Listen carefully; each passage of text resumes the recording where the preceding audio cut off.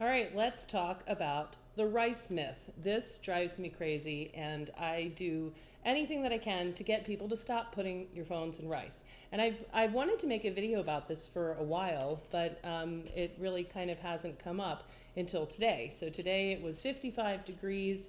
It's late February in Rochester, New York, and 55 degrees, that is springtime. So yeah, there's a lot of snow outside, and there's a whole bunch of ice on the pond in our backyard. So I thought it would be fun to go ice skating. And I took all the kids out ice skating today. It was really fun.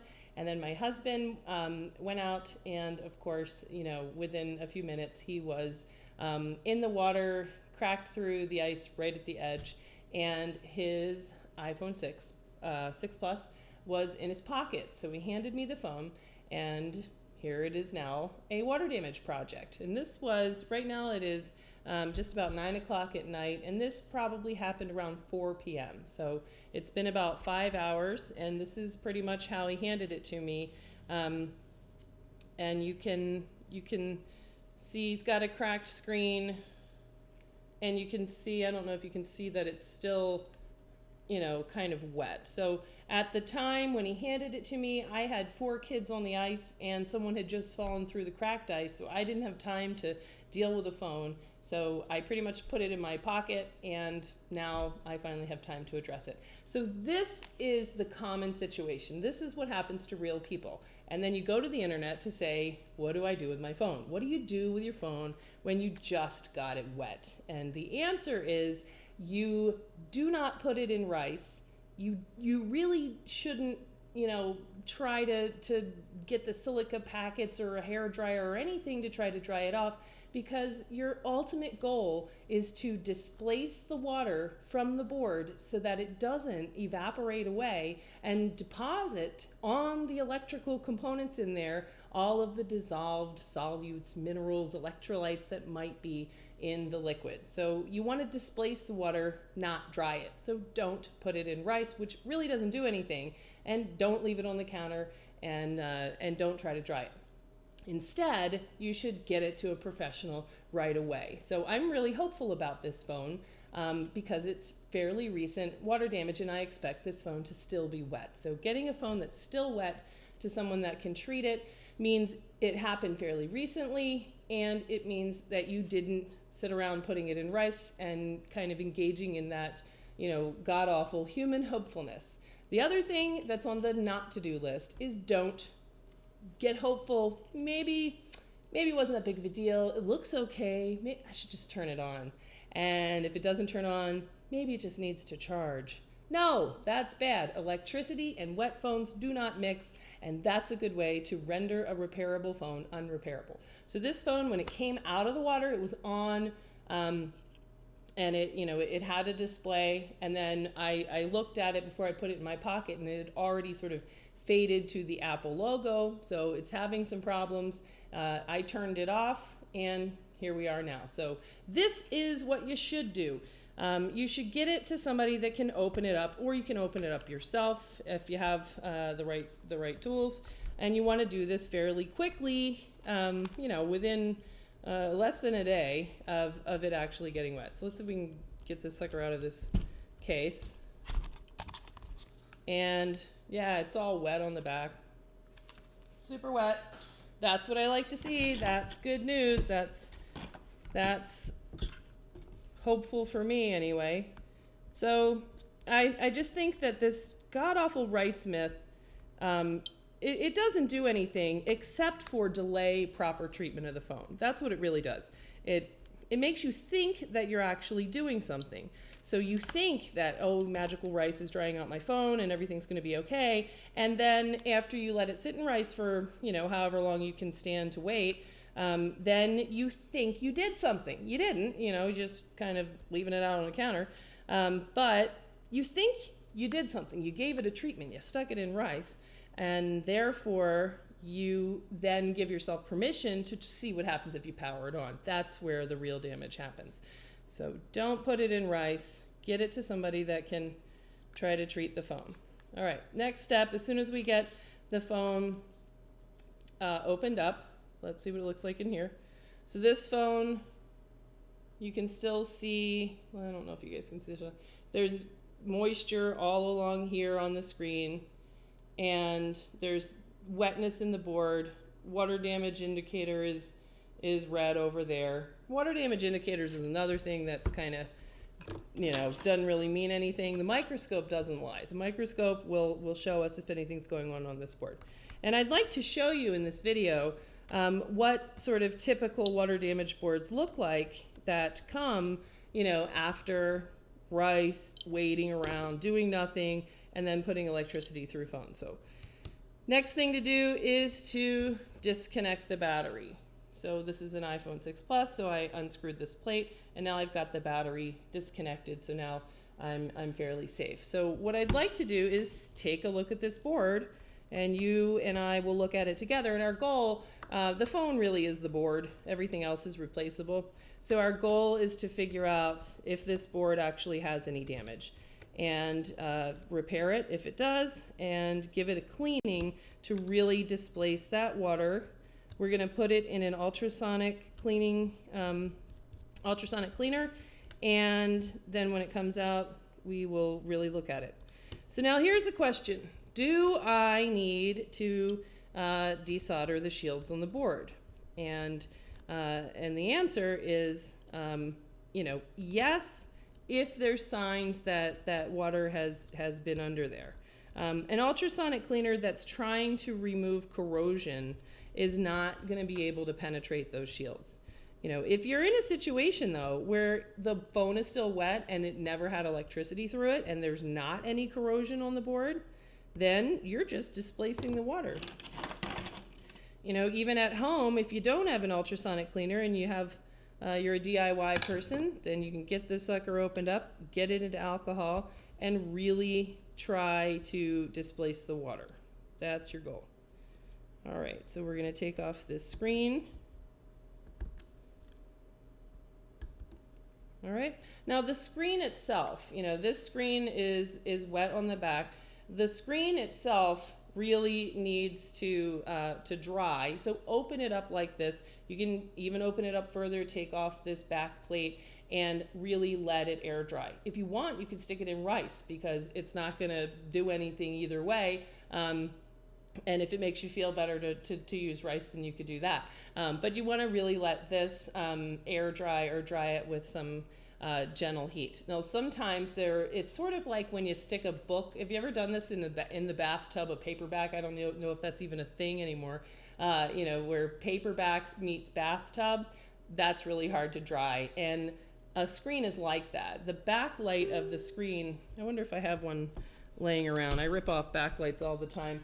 The backlight of a screen is a set of pages, kind of like a paperback book. I bet there's a backlight around here somewhere. Oh, I bet there's a backlight. Oh, here we go. Stuck to a business card. So the screen here has the glass, the digitizer, and the LCD, and then what lights up the LCD is this piece here, which is part of the screen, the backlight. And if you kind of take one apart, you can see that it itself is like a deck of cards. So it's really easy for, you know, it's for water to get in between the pages of the backlight and then dry. And then even after it dries, it will leave little spots that will show up on your screen as like little bright white spots. And those are just water spots that are in the backlight. So if you get water in the pages of your backlight, that's really difficult. You can, you know, see somebody that might be into changing out just the backlight portion of your screen, which is less expensive than replacing the entire screen. That's kind of that's you know, something some people do. We don't tend to do that. So you might end up needing a screen replacement after water damage, no matter what. But sometimes, you know, sometimes these screens are pretty remarkably tough, and if you kind of, you know, get it out and shake it a little bit, then sometimes you can be okay. All right, so we're going to take out all the zillions of screws that are holding the logic board, and my camera setup is great for microscope and great for sort of far away, like this distance, but I don't really have a good way for you guys to watch just unscrewing. So if you are DIY and you want to give this a shot yourself, I would if I was back in the day, then you can go to ifixit.com and find all the very detailed guides that will show you exactly how you take your phone apart and take out the logic board if you want to just do the right thing at home, which is get this sucker opened up and get it into some 99% isopropyl alcohol from the drugstore. All right, what else do I have to take off to get this board out?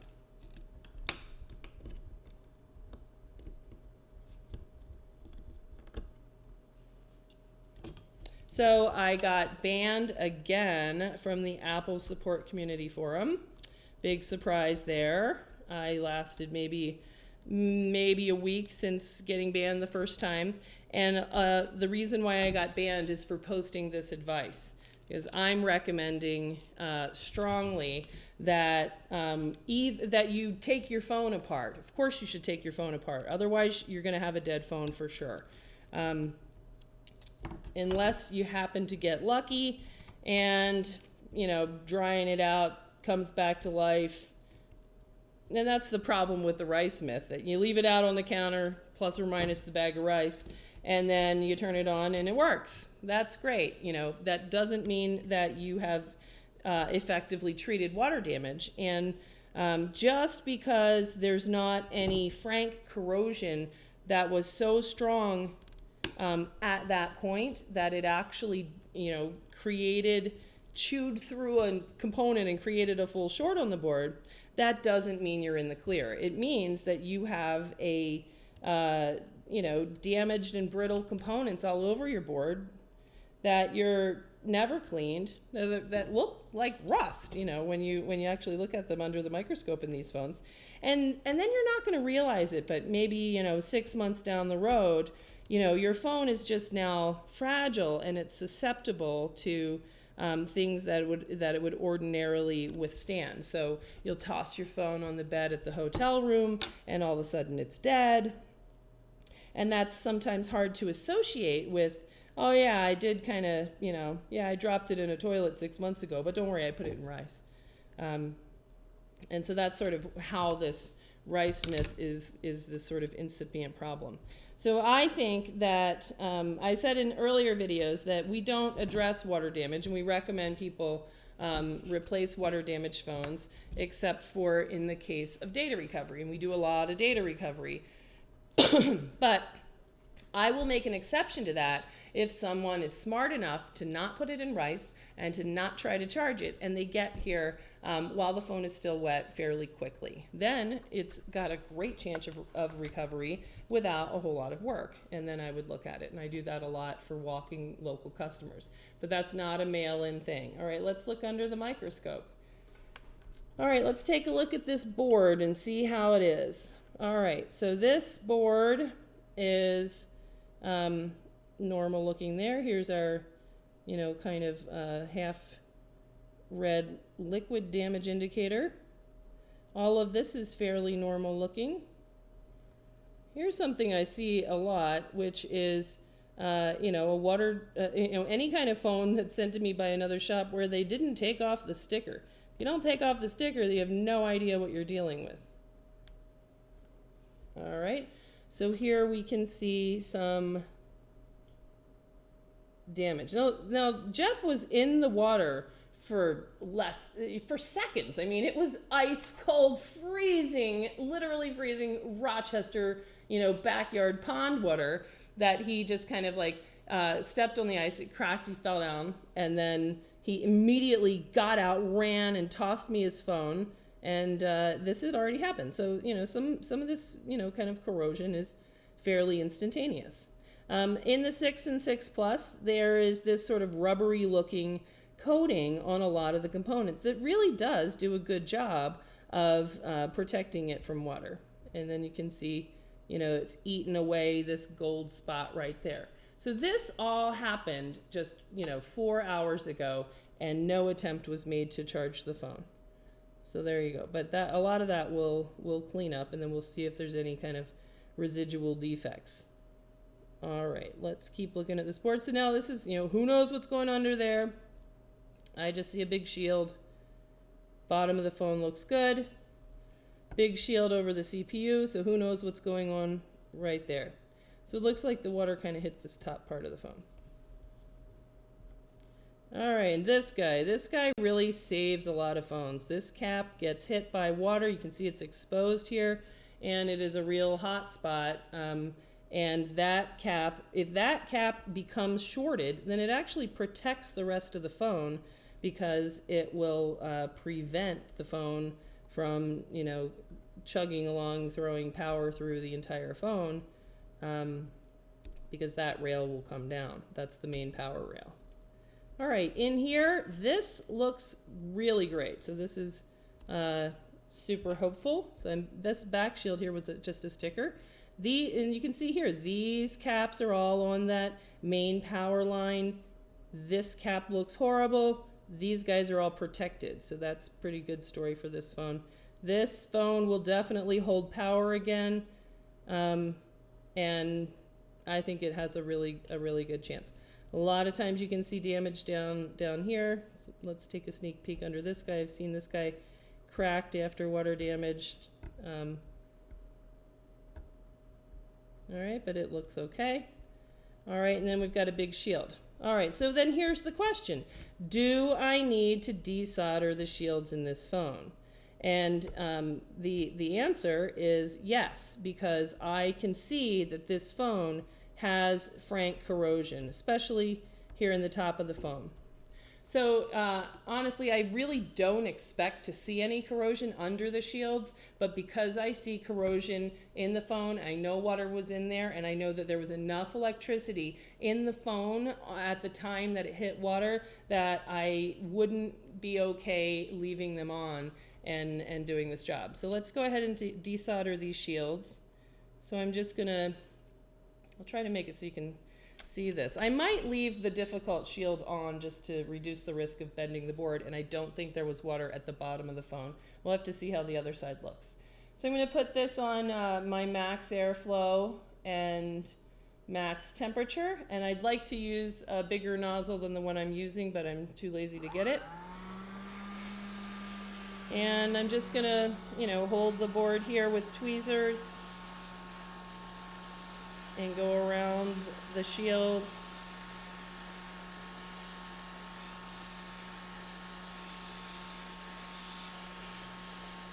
And I'll shake it a little bit to try to get it to pop off.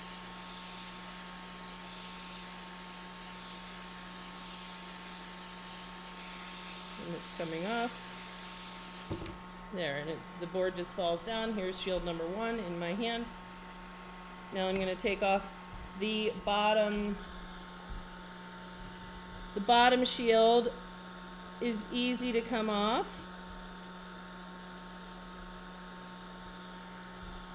So I just took off the CPU shield. Now I'm going to take off this bottom shield, which is fairly easy to come off.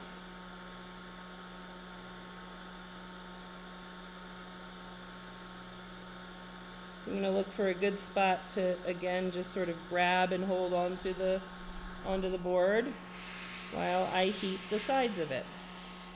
So I'm just heating around the edges. So the solder used to adhere these shields to the board is fairly low melt compared to the rest of the board. And it just pops off again. All right. So those two shields are straightforward. This last shield, this top shield, is attached with a much stronger solder, and it is really difficult to get off. So there is some risk when you're taking off this particular shield of burning up your battery connector, or as you're struggling to get it off. A lot of times I will put the board in the Omni vise. Don't ask me questions.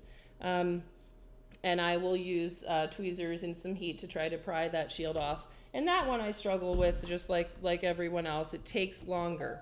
You're putting a lot of heat on the board. So it's sort of a judgment call in this case whether or not it would make a difference. So if I expect corrosion in there, if I saw watermarks on that shield, if I saw corroded components around that shield, then absolutely yes. But let's take a look and see if we can guess if the bottom of this phone actually was penetrated. So let's go back to the microscope. All right, this is where we've already been, and now we can look here at the bottom half of the board on the bottom side, and this all looks absolutely pristine. So there's nothing here that shows that there was water there really at all. This is by the SIM card tray where water can enter, and I don't see any evidence of oxidation or corrosion there either. And then when I look back at the top here, here's the top corner where we saw the frank corrosion. And now as I kind of look around here, I can see there's a spot of corrosion here by the back, one of the two backlight drivers. That might give us a display problem. But it looks largely, a lot of times, these are just absolutely awful looking. But these look pretty good. So given that scenario, because I see no evidence of water on this entire bottom half of the board. So let's take a look. So under this shield, the easy to remove bottom shield, on the back of the board, it looks clean. I'm going to choose to leave this shield on because I don't think that there would be any corrosion under here, because all of the damage is way up here at the top of the board. And that's just sort of a judgment call. That if it were easy to take this shield off, I would, but I think that the excess heat that I'd be putting on the board is not worth the very low risk that I'd find anything there. Okay, so that's our board, and now it's time to drop it in a sweep frequency ultrasonic cleaner. If you're DIY, then you're not going to have a $1,000 Crest machine, so then you'd be getting out a toothbrush and you'd be scrubbing the board with alcohol. You could soak the whole board in alcohol, scrub it, and really, do your best to get it clean, and then you would let it air dry, or you could dry it with some gentle heat, put it on a light bulb, or at that point you could even put it in rice and you'd probably be okay. Since I'm here at the shop, I'm going to go ahead over to the ultrasonic machine. I'm going to drop it in there for about 4 or 5 minutes, and then I'm going to take it out. Then I will scrub it with alcohol to displace that cleaner, and then we'll look back at the board and see how it looks, and then it'll be time to start testing it. Okay, I just pulled this board out of the ultrasonic, and I'm going to clean it off with some alcohol and a hog's hair brush. Toothbrush is fine. So I'm just going to scrub it.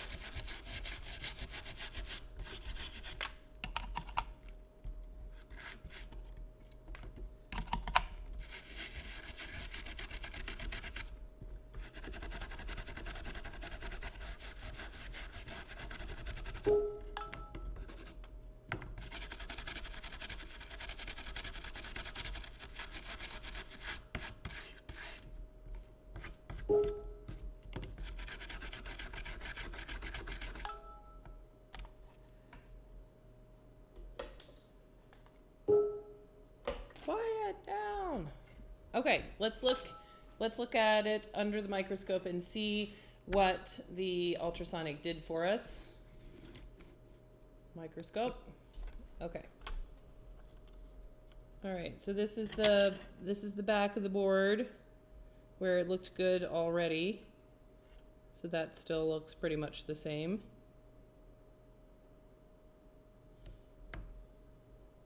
And what we really care about is our corrosion hotspot, which was right here. Remember, there was a little touch here by the backlight driver. That looks totally cleaned up. That looks pretty good. And then here was our biggest spot of corrosion. So all of the corrosion is gone off the board, and what's left behind is just the actual damage to the board. So these test points took a lot of the brunt of the damage. And then this is a little capacitor here that probably should be removed. That looks pretty damaged. And then let's flip over to our other spot. So this guy, remember this guy looks horrible? And this is the cap that often gets hit and takes out the VCC main line. So let's see what next. So next we could, you know, power on this board and see whether or not it works. But before doing that, it's always best to use your multimeter and see if you can detect any problems before you send electricity through the board. So if there is a short on the board, you know, I don't want the board burning up and potentially shorting out the CPU because there's a big old short and it would send way too much current through the board. So I'm gonna just do a sort of quick and dirty short detection and set this at continuity testing mode. Continuity testing. And I'm gonna listen for beeps. So when I put the probes together, I should hear a beep. All right, let's look at the board again. So this guy is what I'm concerned about. This is a capacitor, so it should have 1 foot on ground and the other foot not on ground. And there's really not enough metal for me to even, oh, there we go. There's not enough to really get the probe on there at all. All right, so that does sound short. So this, I happen to know just from seeing it a lot, is on the VCC main line. So if the one cap is short, it's going to pull down the whole line. So let's check the VCC main line, you know, over here by the power management chip. And so these guys,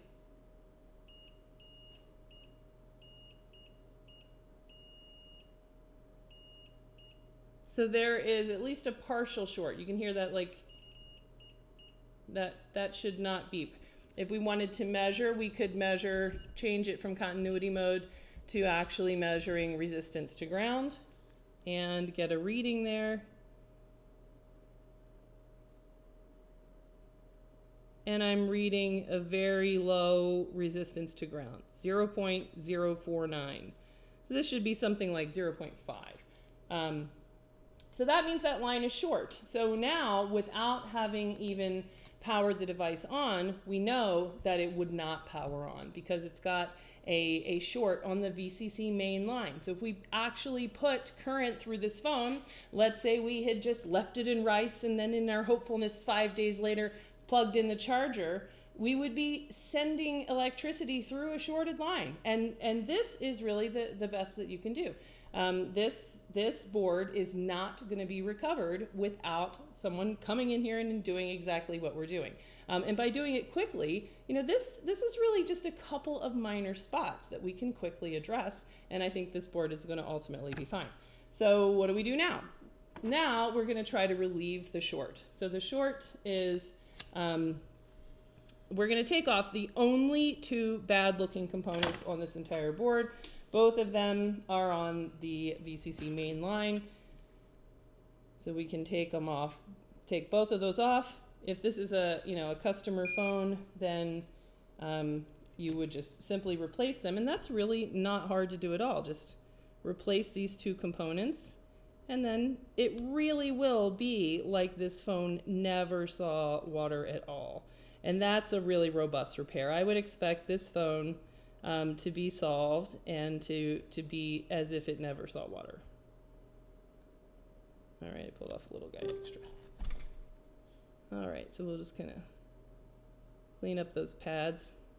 Since this is my husband's phone and it's probably almost certainly going to end up just being my phone, I'm going to just leave that guy off and not worry about it. All right, so that guy's gone. And the other guy here that is really too damaged looking. When the rest of the phone looks good, we'll get him out of there.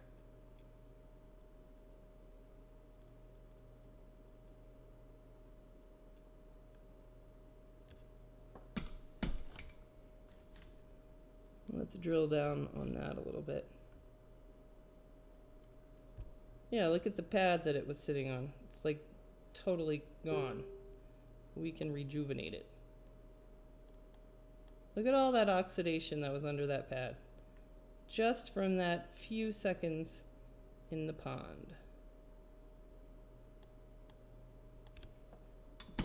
All right, so if I had a donor board, you know, I could come back and grab that small capacitor, but I don't think anybody would notice a functional difference in this phone for the lack of that guy. If it were a filter or an important resistor or a larger cap on an important line, then yeah, but not that guy. All right, so I will clean off my flux, and I think we are ready to see what happens.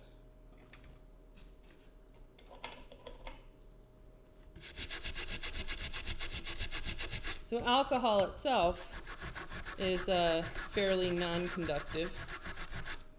All right, I'm gonna put a little bit of heat just to get the board dry enough for some juice.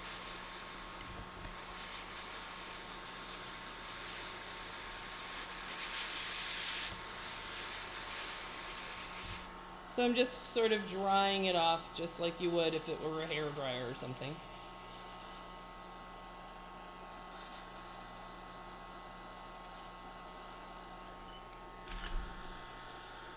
Okay. Now this board really looks totally fine. It looks beautiful. Let's go back and use the multimeter to see if that did in fact relieve our short on the VCC main line.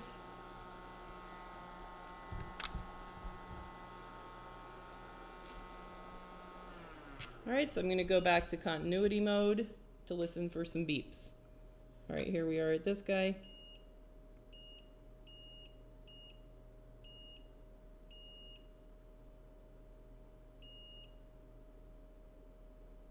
I think I touched that ground the first time, but no, that's not short to ground. And then let's just kind of confirm that in here. One beep, quiet. One beep, quiet. One beep, quiet. All right, VCC mainline short is gone, and we are ready to rock and roll. So I'm gonna test it with a new LCD. So the actual LCD is not dry, and it would not be ready for me to power it on. Plus, this phone had a cracked LCD, so it's been kind of on the to-do list for a while to get a screen replacement done. So let's just see what happens.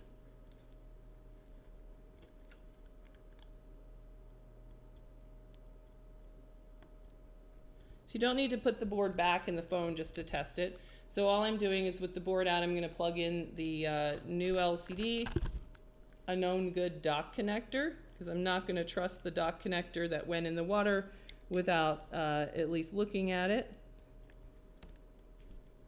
And I don't know if this battery has a charge or not. Let's find out.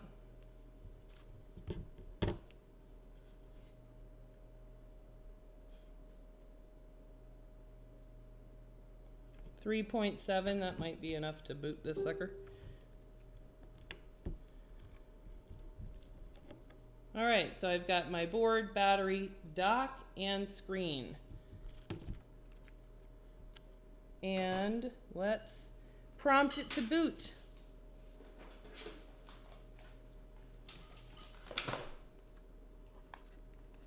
So I'm going to use a porta-pal so that I can see whether or not it's pulling the appropriate charging current. And let's see if we have life. All right, Apple logo. So I really expect this to be fine. So the next step, assuming that this is going to come back to us okay, is to just look at the housing. Maybe look at the rear camera connector and just make sure that the dock is okay. The battery is a question. You should in general replace a battery that has seen water, and especially if there's any signs of any kind of liquid on the battery. And there we go. There's my two little twin girls. And this phone has got touch and display is normal. And Yeah, look at that. You can see the um, the last picture on here. It's a video of my son ice skating. Isn't that funny? It's like doom is about, and look, that's right where he fell down, like right there. I wonder if it's taking this video as he's falling in.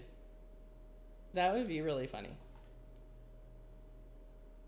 Yeah, I was sitting in that chair, and this is exactly when it happened, which is probably why the camera lines had voltage, and that's where all the damage happened, because he was actively taking a video.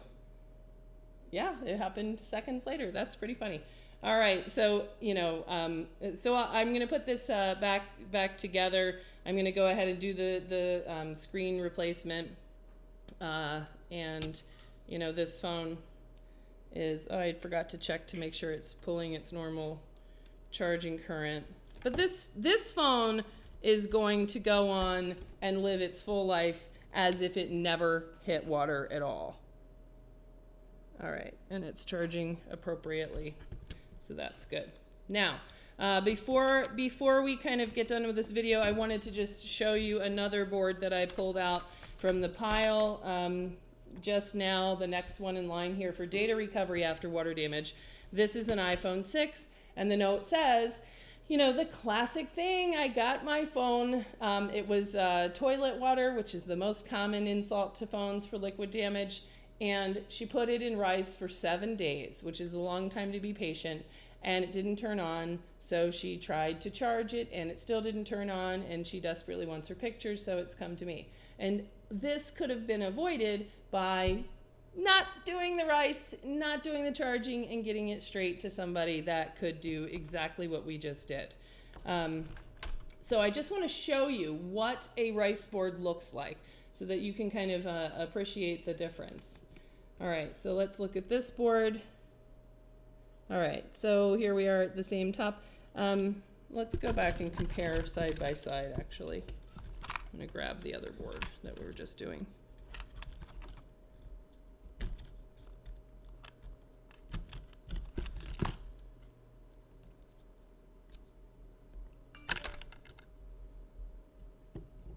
All right, so the board we were doing is a 6 Plus, and this, so here's my husband's 6 Plus. Look at that connector. That looks totally mint. And then look at this connector. And just kind of see that dried on the board is all of this stuff. It's just kind of like schmutz everywhere. And let's look close at the joint. Do you see how this joint here is just oxidized? It's brittle, it is not a good solid joint. You could hit it with a soldering iron, reflow it, and make it good again, but water is just slowly eating it away over time. There's just, the corrosion is continuing on. This connector looks pretty good. This has just been, insult. That'll probably clean up pretty well. But again, here, I mean, this is almost like the same exact case where you've got some damage here at the front camera area. But let's look at this connector. Look at the joints. That's what a rice phone looks like. That's what water just dried on your board looks like. And it's going to look like that forever unless you get in there and clean it out. And at this point, there's been damage, those joints are weakened, and there's just so much more work. Compare that to the board that we just did. And this is where the damage was. It's in the same place. But look how beautiful those shiny joints are. That's all factory. That board, this one that we just treated, is not going to have any problems. It's just totally, the corrosion is gone. It's not going to continue on. And then let's look back here to the rice board. You can just kind of see it just sort of throughout that. Let's look at the backlight filter here. Oh yeah, see, look at that. The backlight filter is barely hanging on. It's totally, look at that, it's loose. It's not really attached to the board at all. Look at that. Despite this protective coating there, it's just gone. It's completely separated from the underlying pads. You know, that's what happens. That's what I mean with the like, oh, it worked fine. I put it in rice, saved my phone, saved all my friends' phone. It totally works. No, it doesn't, because when you throw your phone down on the hotel bed 6 months down the road and your backlight filter just pops off, you never make the connection that it was because of failure to treat water damage when it was still wet. Then we've got we're going to definitely have to take the shields off there. Even down here, where this is just dried water on the board. Look at that. I mean, these joints are not good. And, there's discoloration inside there. Let's flip it over. Now this shield, there's definitely been water in the bottom half of the phone, so both of these shields would have to come off. All right, now let's look. There you can see watermarks were here. Let's see what it looks like under this sucker, because it's easy to take a quick look. Yeah, that's bad. Audio IC.